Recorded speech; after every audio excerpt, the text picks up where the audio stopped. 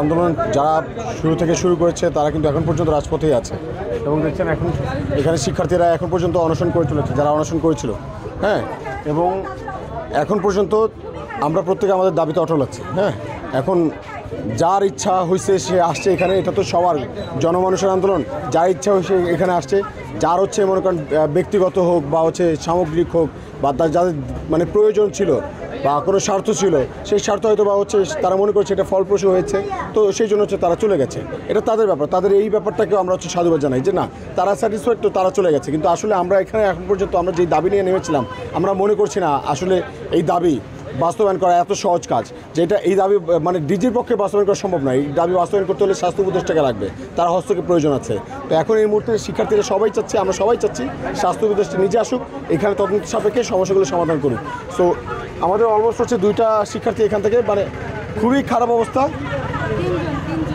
খুবই খারাপ অবস্থা। ওদেরকে এখন এমার্জেন্সিতে হচ্ছে ডাক্তার এখান থেকে এসে নিয়ে গেছে। এখন নাম কি? একজনের নাম ইমরান, একজনের নাম হচ্ছে তৌকির।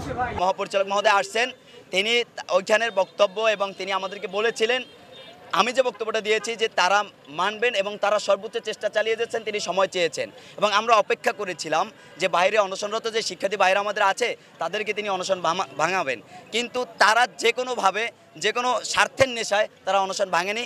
তারা একদম একঘেয়েমিভাবেই তারা উপদেষ্টাকে চাচ্ছে। আমরা এই জায়গাতে আমরা মনে করি না যে সংস্কারের জন্য উপদেষ্টাকে আসতেই হবে। উপদেষ্টা যদি মনে করেন যে বরিশালে আমার যাওয়া দরকার, বরিশালের মানুষের কথা শোনা দরকার, তাহলে উপদেষ্টা আসবেন, আমরা তাকে সাধুবাদ অবশ্যই জানাবো। শুধু বিএম কলেজ নয়, এখানে অন্য অন্য কলেজের শিক্ষার্থীরাও রয়েছে। আরেকটি বিষয় যেটা আপনি বলেছিলেন, যে এখানে মহিউদ্দিন রনি, আসলে দেখেন বরিশালের আন্দোলনের প্রেক্ষাপটে বরিশালের আপামর জনতা এই স্বাস্থ্যখাত সংস্কার আন্দোলনে নেমেছিল। এখানে নট অনলি রনি, এখানে সবাই ছিল এবং সবার মাধ্যমে আন্দোলন হয়েছে। এখানে যে রনি সব বা রনি যে স্টেক হোল্ডার, বিষয়টা এমন নয়। আমরা তাকে রেসপেক্ট করি, তিনি আমাদের সাথে ছিলেন, আছেন এবং থাকবেন। এবং আমরা মনে করি যে আমাদের এই দাবির সাথে এবং আমাদের যে মতামত, এই যে আন্দোলন স্থগিত, এটার সাথে তিনি একমত হবেন বলে আমরা মনে করি। যে আপনারা জানেন যে আমরা এখানে যারা আছি ম্যাক্সিমাম এই স্বাস্থ্য সংস্কারের আন্দোলনের একদম সম্মুখ সারিতে ছিলাম বা নেতৃত্ব দিচ্ছি। শুধু যে আমি আবারও বলছি, not only Rony but also বরিশালের অল পিপলস, এখানে সবাই ছিল যুক্ত। বাট এখানে আমি শুধু রনিকে কেন দাঁড় করাচ্ছি? রনি এখানে ফ্যাক্ট নয়, এখানে ফ্যাক্ট হলো বরিশালের জনগণ। বরিশালের জনগণ কি চাচ্ছে, আমরা তাদেরকে সেটা দিতে পারছি কিনা, এটা আমাদের দেখার বিষয়। সেই জায়গা থেকে আমরা মনে করছি যে বরিশালের জনগণ এখানে তাদের কথায় আশ্বস্ত হয়েছে বলে আমরা মনে করছি, এই জন্য আমরা আন্দোলনকে স্থগিত করি।